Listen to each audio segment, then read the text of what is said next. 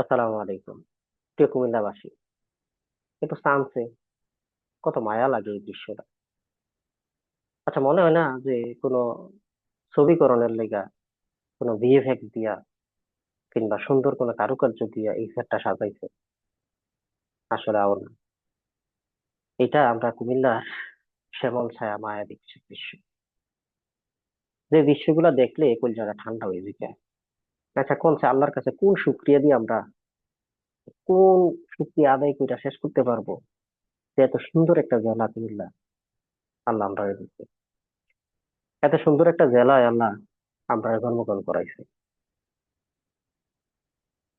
এই দৃশ্যগুলা দেখলে কলজাটা ঠান্ডা হয়, মায়া লাগে, শান্তি লাগে। কুমিল্লার এই সৌন্দর্য জানি না বাংলাদেশের অন্য কোন কোন জেলার আর আছে। এটা এত সুন্দর পরিবেশ, স্থাপত্য, ইতিহাস, ঐতিহ্য, টাকা পয়সা, ধন দৌলত, মেধা, নেতা, কি না দিছে আল্লাহ কুমিল্লারে। এরপরেও দেখেন, আমরা কুমিল্লার পেছনে মানুষের ষড়যন্ত্র শেষ হয় না। কখনো রাষ্ট্রীয় ষড়যন্ত্র হয়, হয়ে আমরা বিভাগ আটকাই দেয়। কখনো পাশের জেলার তার আমরা পিছনে লাগে, লাইগে আমরা বিভাগ আটকাই দেয়।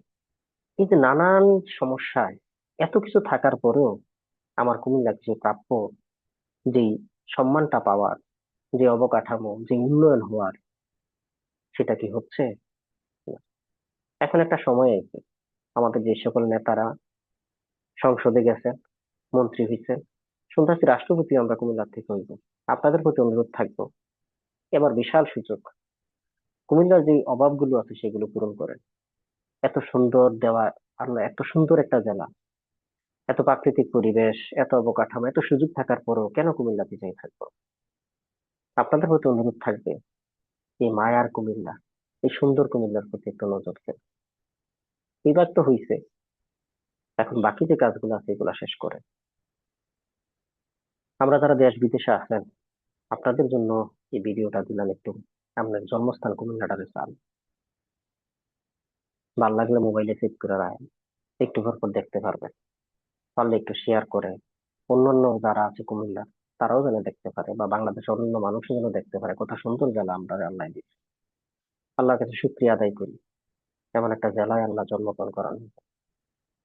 কুমিল্লা এগিয়ে যাবে, কুমিল্লার বিরুদ্ধে যত ষড়যন্ত্র আছে এগুলো শেষ হবে, কুমিল্লা মাথা উঁচু করে দাঁড়াবে, আগের ঐতিহ্য, গৌরব ফিরে পাবে, সেই প্রত্যাশা করি।